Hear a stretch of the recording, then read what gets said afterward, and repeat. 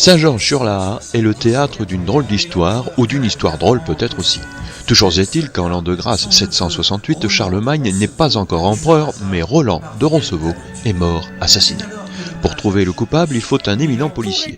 Il est donc fait appel au flair et au sens de la déduction de Jules Navet, cousin d'Hercule Poirot, mais point contemporain de Charlemagne. Je ne connais qu'un homme capable d'enquester sur le meurtre de Roncevaux. Il vit dans des temps futurs. C'est un chapeauté à moustache qui te dénouera, ce Cluedo.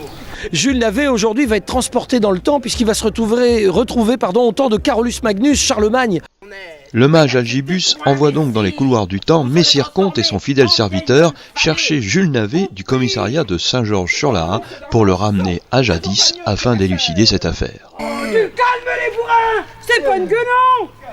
Le spectacle est comme une recette aux ingrédients choisis, une histoire bien abracadabrantesque avec une bonne pointe de burlesque, une bonne poignée de comédiens qui jouent à fond, des répliques et des tirades pour faire rire de bon cœur, le tout saupoudré dans des décors improbables ayant souvent pour toit le ciel jusqu'à la nuit.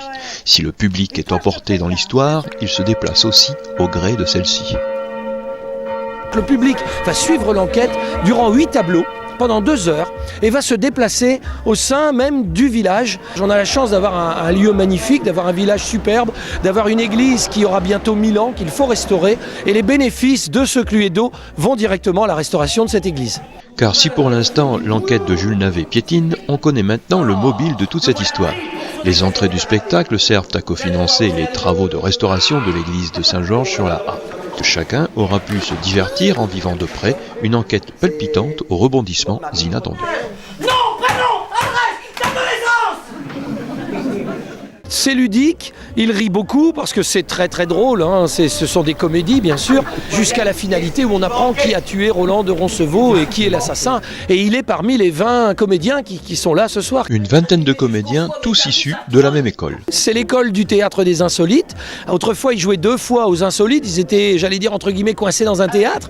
Et là, ils ont la chance d'avoir des décors gigantesques, une vraie église, une vraie mairie qu'on transforme en commissariat de police, une salle municipale qui se transforme en château intérieur, et puis un vrai château fort à l'extérieur avec des douves, enfin bref, on a tout construit, donc ils ont des décors fabuleux que même l'Olympia n'aurait pas pu faire, c'est trop petit.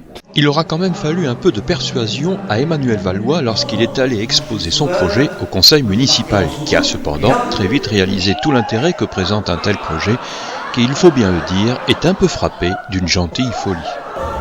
On avait envie de créer un Cluedo, on avait envie d'animer ce village, ça a plusieurs sens ce qu'on fait là. C'était d'abord d'avoir une animation dans le village, puis avoir 15 représentations, c'est énorme, c'est 2 semaines. Un village qui vit de 320 habitants, qui va recevoir plus de 1000 personnes, qui vit au rythme du Cluedo. Le spectacle nécessite des mobilisations et une organisation qui, toutefois, n'ont pas fait peur à la municipalité. On a tout de même affaire à un professionnel. Donc Manu, c'est vrai que c'était pas son coup d'essai. Donc aujourd'hui, je lui ai fait entièrement confiance, le tout. Et c'est ce qu'il attendait de ma part, c'était avoir le feu vert et d'avoir confiance. On a la chance d'avoir le plus beau théâtre du monde. Et d'avoir un conseil municipal qui nous laisse faire ça. Ça, c'est formidable, il faut le dire.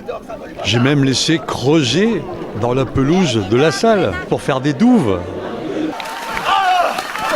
On espère aussi qu'avec cette médiatisation, on va réussir à accrocher encore peut-être d'autres sponsors ou développer davantage.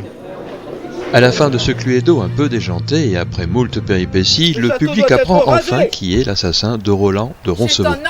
Pour Emmanuel Valois, rien n'est fini, il a déjà les idées qui fourmillent pour l'année prochaine. Et l'année prochaine, nous allons changer de thème, ce ne sera plus un Cluedo. On va créer quelque chose de tout à fait nouveau. Il ne nous reste plus qu'à attendre l'année prochaine.